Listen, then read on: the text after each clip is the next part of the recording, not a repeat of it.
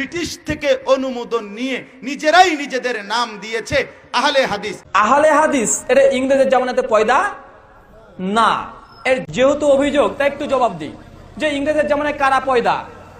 যারা নিজেদের দেওবন্দি বলে পরিচয় দিচ্ছে, হানাফি মাযহাবের দেওবন্দি আহলে হক বলে পরিচয় দিচ্ছে।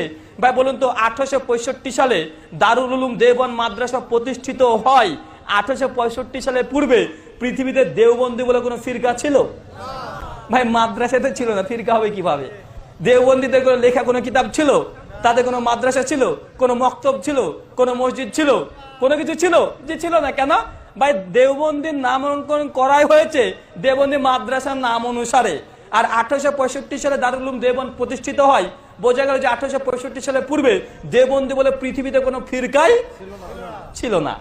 1856 সালে আহমেদ রেজা খান বেরলভী এনার হচ্ছে জন্ম।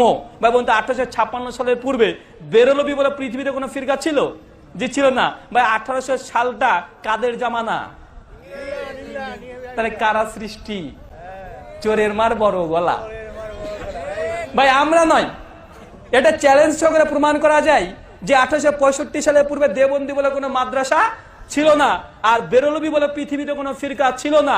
তাই তারা দুজনে একসঙ্গে ইংরেজের জামানাতে তারাই পয়দা। ইতিহাস থেকে সাক্ষ্য যে কোনো